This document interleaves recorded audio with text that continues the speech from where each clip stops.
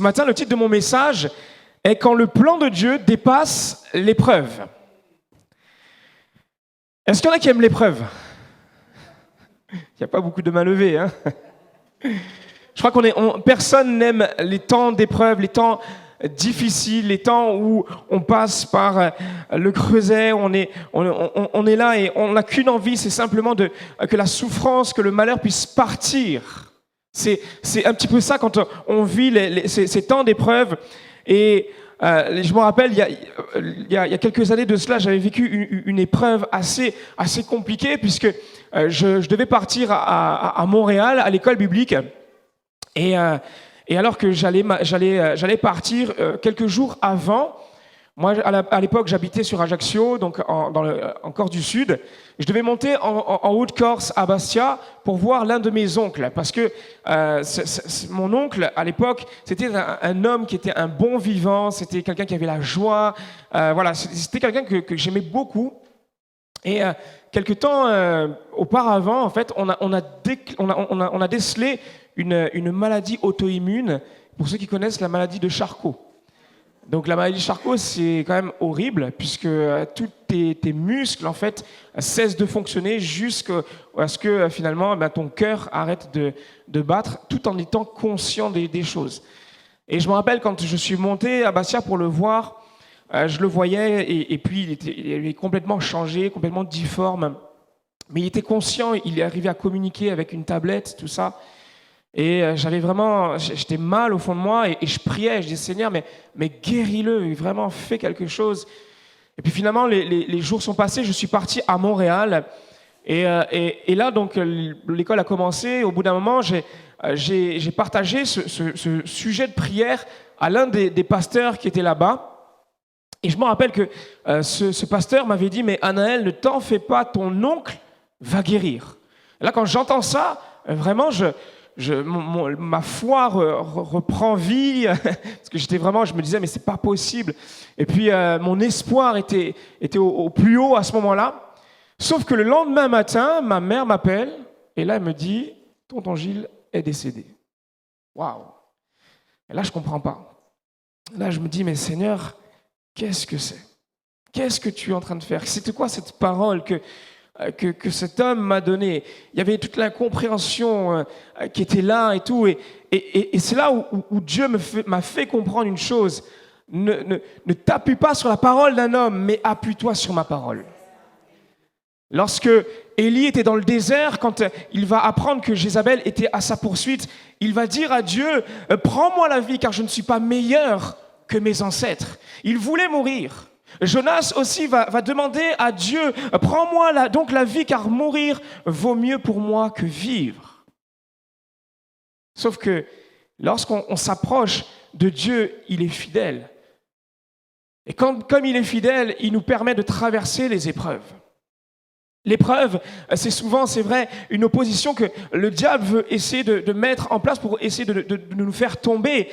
Elle n'est jamais agréable, mais laissez-moi vous dire une chose, c'est que l'épreuve, elle est essentielle. L'épreuve, elle est essentielle et c'est un moyen qui nous permettra de voir la grandeur du plan de Dieu. Parfois, on ne comprend pas toujours ce que Dieu fait, son plan, mais une chose est sûre, on veut s'appuyer sur sa parole. Et sa parole nous dit dans Ésaïe 55, verset 9, « De même, mes voies sont bien au-dessus de vos voies et mes pensées bien au-dessus de vos pensées. » Amen.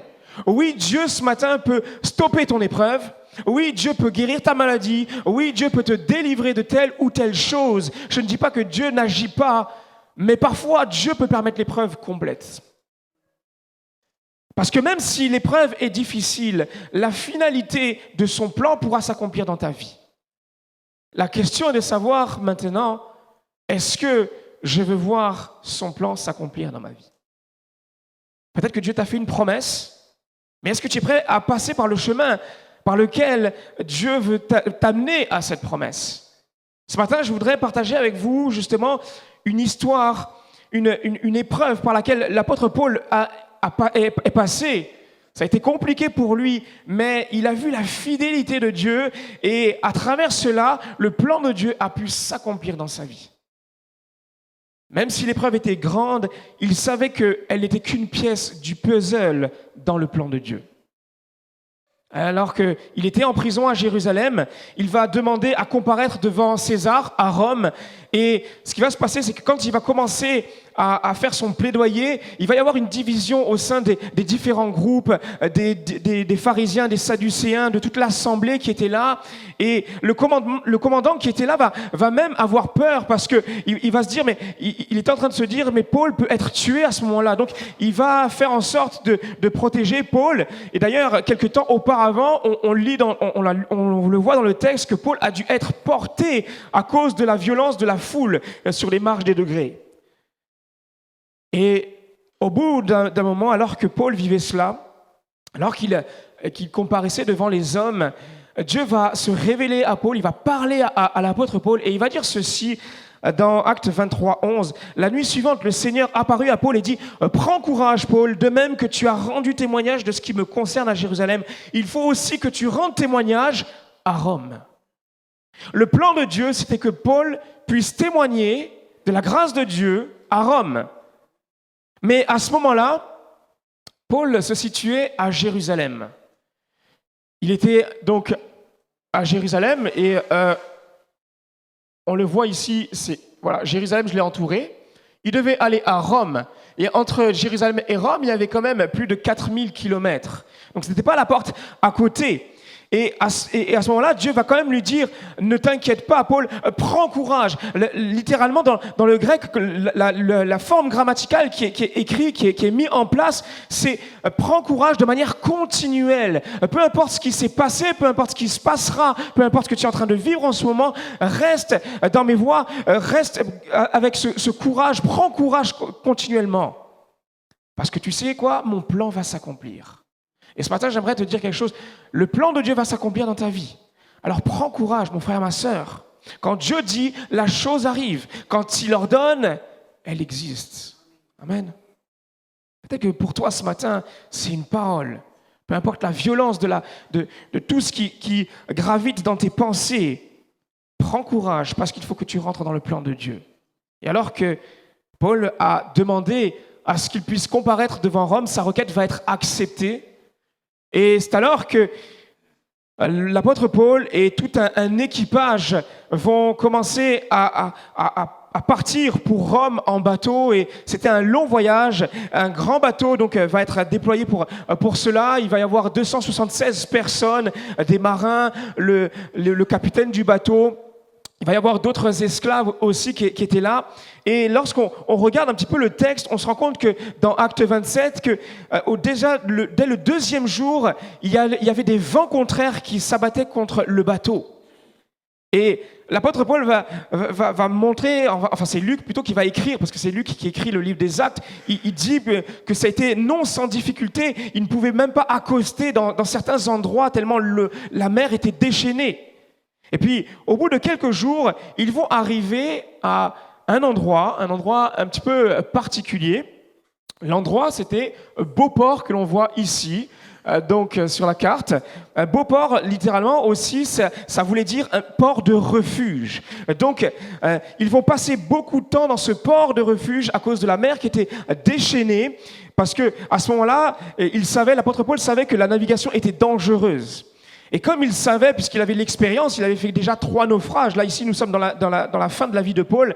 Et il avait déjà fait 3 naufrages. Il va expliquer aux uns et aux autres qu'il ne faut pas reprendre la mer. Il ne voulait pas prendre la mer parce qu'il savait trop bien que ça pouvait être très dangereux. Et lorsqu'on lit justement dans Acte 27, verset 10, il va dire ceci: « Mes amis, je considère que si nous continuons notre voyage, non seulement la cargaison et le bateau subiront de grands dommages, mais nous-mêmes, nous risquerons notre vie. » Lorsque Paul va partager son point de vue, l'officier romain qui était à côté de lui, il a dit qu'il ne va pas faire confiance à Paul, mais il va plus faire confiance au pilote et au patron du navire. Et ces deux personnes, justement, vont aller dans un autre sens. Ils vont dire, non pas, ils ne voulaient pas rester à Beauport, mais ils voulaient plutôt partir. Leur plan à eux, c'était de partir dans un autre port, le port de Phoenix. Et Phoenix, on le voit ici, c'était juste à côté, donc c'était vraiment pas loin. Hein. Il y avait pas beaucoup de kilomètres, mais alors que on s'aperçoit qu'il voulait aller à Phénix. C'est intéressant de voir que Phénix, là aussi, en grec, ça signifie palmier. Et pour les gens de l'époque, le palmier, c'était le symbole de l'immortalité. Et lorsque je lisais ce texte, que je faisais mes recherches, ça me faisait penser, mais combien de personnes aujourd'hui, eh bien, lorsqu'elles sont dans des temps d'épreuve, elles préfèrent quitter leur lieu de refuge qu'on peut trouver en Christ pour essayer, par leurs propres moyens, leurs propres forces, d'atteindre leur propre plan, d'atteindre leur propre destination. Peut-être que c'est ton cas ce matin. Alors que la tempête fait rage dans ta vie, tu penses que Jésus ne peut pas agir en toi, il n'est pas avec toi, qu'il t'a abandonné. Et quand on lit la suite du texte, au verset 13, regardez ce qu'il est dit. Une légère brise du sud s'était levée et ils voyaient déjà leur projet réalisé. Ils ont donc levé l'ancre et longé la côte de Crète au plus près.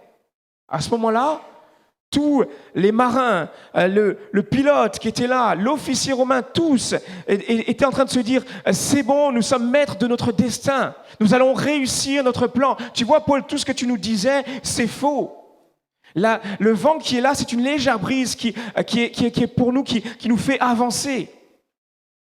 Ils voyaient déjà leur projet réalisé. C'est quand même particulier.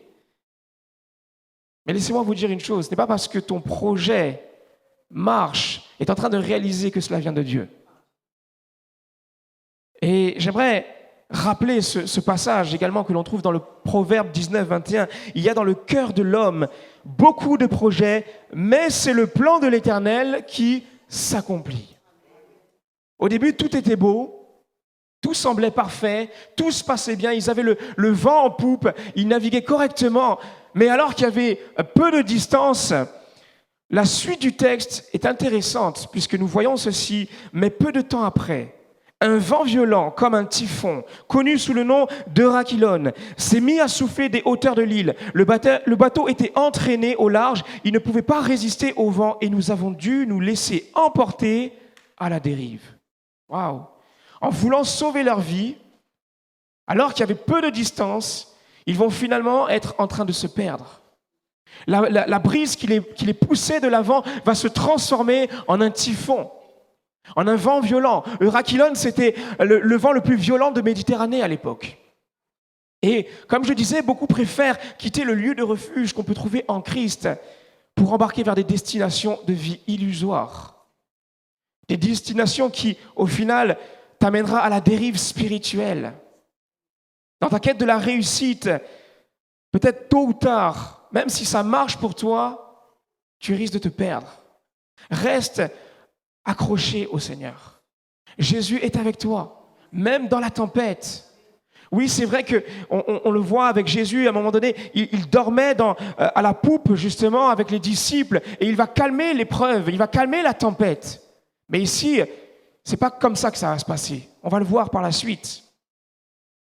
Au verset 20, il est dit « Le soleil et les étoiles ne nous sont pas apparus pendant plusieurs jours et la tempête a été si forte que finalement nous avions perdu tout espoir d'être sauvés. » Tout espoir d'être sauvés. Alors qu'ils étaient bien partis, là ils se rendent compte de leur erreur. Vous savez, dans l'Antiquité, à l'époque, la navigation se faisait grâce aux étoiles. Ils n'avaient aucune boussole, ils n'avaient aucun GPS, ils n'avaient pas l'application Waze à ce moment-là. Mais à ce moment-là, toutes les étoiles leur étaient cachées. Et peut-être que dans ton épreuve, tu ne vois plus la lueur du jour, tu ne vois plus, justement, tu n'as plus de repères. Comme Luc, tu es en train de dire « Mais Seigneur, je n'ai plus aucun espoir, je n'y arrive plus, c'est trop difficile ». Et en tant que chrétien, lorsque nous passons par l'épreuve, tout ce que nous voulons, c'est sortir de l'épreuve. C'est que la tempête puisse prendre fin. Mais ce matin, j'aimerais te dire une chose, c'est que le plus important, c'est de laisser le plan de Dieu s'accomplir dans ta vie. Peu importe ce qu'il a prévu. Oui, il peut le faire. Mais peut-être que son plan, c'est que tu puisses traverser toute l'épreuve. Tout le monde passe par des épreuves, chrétiens et non chrétiens. Ici, nous voyons que sur le bateau, il y avait toute personne, tout type de personnes. Il y avait ceux qui ne faisaient pas confiance à Dieu, il y avait l'officier romain, les marins, le pilote, mais il y avait également l'apôtre Paul. L'apôtre Paul était lui-même humainement ne voyait plus le soleil, il ne voyait plus les étoiles, il n'avait plus de repères, il n'avait plus mangé pendant des jours. Mais pourtant, il va rester attaché à Dieu. Pourquoi? Parce qu'au-delà d'une mauvaise décision des hommes, Dieu avait permis cela. Il savait que Dieu avait permis cela. Et il savait que le plan de Dieu dépassait l'épreuve dans laquelle il se trouvait.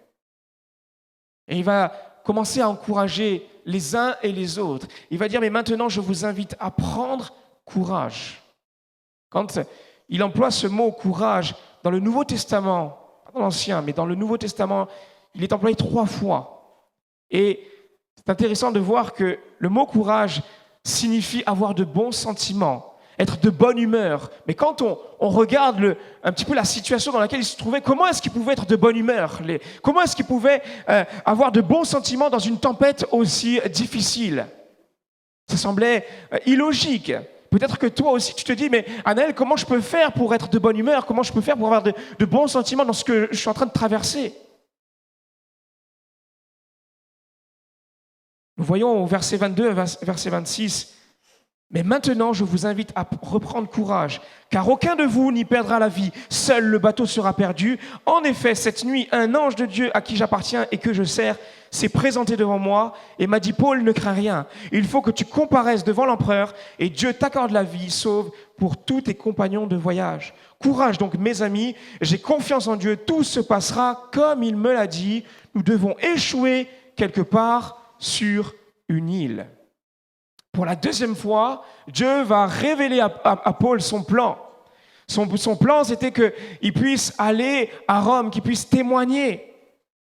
Mais au final, si Paul a réussi à reprendre courage, c'est parce qu'il a entendu la voix de Dieu. Si Paul a réussi dans ce temps d'épreuve à entendre la voix de Dieu, ce n'est pas parce qu'il était meilleur, c'est parce qu'il avait confiance en son Dieu. Et ce matin, si tu traverses justement un temps difficile, tu as besoin d'entendre la voix de Dieu. Fais-lui confiance. Simplement, oriente ton regard, tes oreilles vers Dieu. Regarde, plonge tes regards dans sa parole. Tu as besoin d'écouter la voix de Dieu. La Bible nous dit à un moment donné, arrêtez et sachez que je suis Dieu. Arrête de réfléchir, arrête de rester dans la panique. Arrête de rester dans la négativité parce que Dieu est celui qui a le dernier mot. Amen. À ce moment-là, Dieu n'avait pas calmé la tempête. Les vagues étaient toujours aussi hautes. Le soleil et les étoiles avaient toujours disparu. La nourriture ne pouvait pas être ingurgitée par les uns et les autres, sinon ils allaient rendre un petit peu ce qu'ils allaient avaler. Et puis, Dieu va rajouter une couche en disant, mais le bateau sera perdu. Et vous allez échouer. Waouh! C'est particulier. Pour aller à Rome, pour que le plan de Dieu puisse s'accomplir, il fallait que le bateau soit perdu. Il fallait échouer. Peut-être que c'est pour toi aussi ce que Dieu est en train de te dire. Le bateau, c'est quoi? Le bateau, c'était le moyen humain pour naviguer sur les eaux. C'était la protection contre les vagues. Et j'aimerais te dire une chose. Quelle est ta protection ce matin? Est-ce que ta protection, c'est Jésus? Ou est-ce que tu te protèges par justement tout ce qui t'entoure? Est-ce que la protection, c'est la guérison? Est-ce que la protection, c'est tout ce que tu es en train de voir, de palper, je dirais, physiquement, humainement? Est-ce que c'est ton travail? Est-ce que c'est ta famille? La protection doit être simplement Jésus-Christ. Le mot échouer ici qui est employé est quand même là aussi très intéressant parce que finalement, ce mot va être employé quelque temps auparavant lorsque l'apôtre Pierre va être en prison, il va être enchaîné et il est dit qu'à un moment donné, les chaînes qui le tenaient lié vont tomber de ses mains. C'est le même mot qui est employé, échouer, tomber de ses mains. Et je crois une chose, frères et sœurs, c'est qu'avant d'atteindre la promesse de Dieu, il y a des chaînes qui doivent tomber. Ça peut faire mal. Parfois, des choses qui nous retiennent comme ça. Mais c'est essentiel. Si tu veux atteindre la promesse de Dieu, si tu veux atteindre le plan de Dieu, tu dois te dire qu'il y a ces chaînes qui doivent tomber. La parole de Dieu, à ce moment-là, va résonner dans le cœur de Paul. Et Paul va vivre cette paix qui surpasse toute intelligence.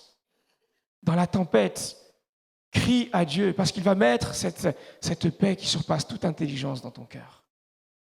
Amen. Alors que je vous partageais la maladie de Charcot de mon oncle, quelques mois plus tard, ma mère me rappelle.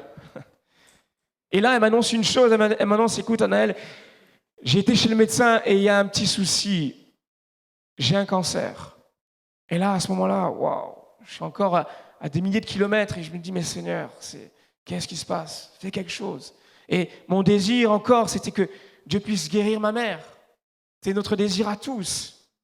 Mais au final, Dieu n'a pas guéri ma mère. Alors, elle est vivante. Il l'a guérie par la suite, dans le sens où ça s'est résorbé. Mais ce que je veux dire, c'est que sur le coup, elle n'a pas été guérie. Et c'est vrai que dans ces moments-là, c'était difficile. Mais il y a quelque chose qu'on a appris, surtout ma mère qui a été très courageuse, c'est qu'elle a appris à faire confiance à Dieu. Mais vraiment, c'était une manière incroyable. Elle allait chez le médecin, les médecins étaient plus en panique que ma mère. Donc, elle savait que Dieu était fidèle, qu'il était avec elle. Et aujourd'hui, elle est toujours là. Et je peux dire que Dieu est fidèle. Et lorsqu'on regarde la suite, dans Actes 27, versets 35 à 36, il est dit ceci: après avoir ainsi parlé, il a pris du pain et il a remercié Dieu devant tous, puis il a rompu le pain et a commencé à manger. Alors tous les autres ont repris courage et se sont aussi mis à manger. Ce qui va te permettre de reprendre courage, d'avoir tes forces, être renouvelées, c'est si tu te nourris spirituellement. Si tu commences à lire et à méditer la parole, mais pas simplement méditer la parole, mais vraiment la mettre en pratique dans ta vie. Je crois vraiment que si nous voulons agir en conséquence, si nous voulons aller de l'avant, nous devons toujours avoir comme allié la parole de Dieu. Elle est cette épée à double tranchant. Et nous voyons par la suite qu'il est dit qu'ils vont vivre un jour nouveau. Pareil pour nous. Nous voulons vivre un jour nouveau, alors accrochons-nous à la parole de Dieu. Et nous voyons que finalement la parole de Dieu va s'accomplir, ce qu'il avait dit à Paul précédemment concernant le bateau qui allait s'échouer va s'accomplir. Puisque nous lisons au verset 41, la suite du texte, ils sont tombés sur un banc de sable et ils ont fait échouer le bateau. L'avant du bateau s'y est enfoncé et a été immobilisé, tandis que l'arrière se brisait sous la violence des vagues. Le bateau va échouer et on voit que l'arrière va être brisé. Et ça me faisait penser là aussi que nous avons besoin de laisser le passé au passé. On ne doit plus regarder en arrière. La femme de Lot a regardé en arrière et s'est transformée en statue de sel. C'est pas ce que nous voulons. Nous voulons regarder vers l'avant. En Christ, notre futur est assuré. Ton futur est assuré en Jésus. Amen. Et l'apôtre Paul va lui laisser le contrôle. Et il est dit ceci: c'est ainsi que tous sont arrivés sains et saufs sur le rivage. Même si le bateau a échoué, même si le projet d'atteindre Phénix a échoué, même si ce moyen humain a échoué, la parole de Dieu va s'accomplir. Et elle va les sauver, elle va les mettre hors du danger. Lorsque nous regardons la suite dans Actes 28, verset 1, une fois hors du danger, nous avons appris que notre île s'appelait Malte. Malte, ça veut dire miel en grec. Et ça me faisait penser à ce moment dans l'Ancien Testament, lorsque Dieu va parler à Ézéchiel. On se rappelle de cette parole. Il va lui ordonner de manger le rouleau. Et il est dit que, quand il va manger ce rouleau, il était doux, littéralement agréable comme le miel. La destination de Dieu, le plan de Dieu pour ta vie, la parole de Dieu semble parfois incohérente. Elle semble parfois difficile. Mais lorsqu'on lui fait confiance, elle devient douce et agréable comme le miel.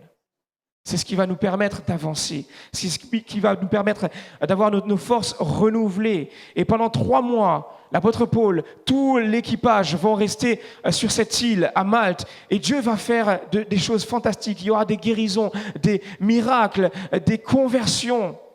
À un moment donné, Paul va se faire mordre par une vipère et les uns et les autres attendaient ce qui allait se passer. Et finalement, on voit qu'il n'a rien eu parce que Dieu était avec lui. Et c'est ce qu'il veut faire avec toi ce matin. Il veut te protéger des dangers. Amen. Et alors qu'ils vont partir de Malte, Dieu va les amener à la destination finale. Le plan de Dieu va s'accomplir. Ils vont atteindre Rome. Et Paul va pouvoir témoigner de la grâce de Dieu, ce que Dieu a fait dans sa vie. Regardez ce qu'il est dit dans Actes 28, versets 23 à 24. Paul leur a fait un exposé. Il a rendu témoignage du royaume de Dieu et a cherché à partir de la loi de Moïse et des prophètes à les persuader de ce qui concerne Jésus. L'entretien a duré depuis le matin jusqu'au soir. Les uns ont été convaincus par ce qu'ils disaient, les autres n'ont pas cru. Même s'il y en a qui n'ont pas cru, même s'il y en a qui ne sont pas attachés à ce que Paul disait, la parole de Dieu s'est accomplie. Amen. Il a été fidèle. Et on le voit lorsqu'on regarde un petit peu le trajet de Paul. Ils sont partis d'ici, ils ont fait toute cette péripétie, ils sont arrivés à Beauport et après ils ont dérivé jusqu'à Malte. Mais malgré tout, ça n'a pas empêché Dieu de les conduire ensuite jusqu'à Rome. Dieu est fidèle. Amen. Je vais inviter l'équipe de louanges à revenir. Dieu avait donné une parole à Paul. Et Paul va s'attacher à cette parole. Même dans un moment où la tempête faisait rage, il va réussir à percevoir, à entendre la voix de Dieu. Et il va lui faire confiance jusqu'au bout. Pourquoi ? Parce qu'il savait que le plan de Dieu dépassait l'épreuve dans laquelle il se trouvait. Et ce matin, je ne sais pas dans quoi tu te trouves, je ne sais pas où est-ce que tu en es. Peut-être que tu es dans une épreuve comme l'apôtre Paul. Tout à l'heure, on a chanté « Abrite-moi ».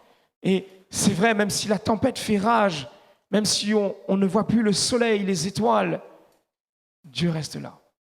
Il est toujours là. Amen. Et l'épreuve n'est pas agréable, mais elle est essentielle. Paul est passé par là. Jésus lui-même est passé par des temps d'épreuve, des temps de tentation, des temps difficiles. Israël aussi a vécu cela dans le désert. Et ils ont été jusqu'au bout. Dieu ne les a pas sortis de l'épreuve. Il fallait qu'ils aillent jusqu'au bout de l'épreuve. Mais ce matin, j'aimerais te dire une chose. Prends courage. Prends courage, car Jésus est avec toi.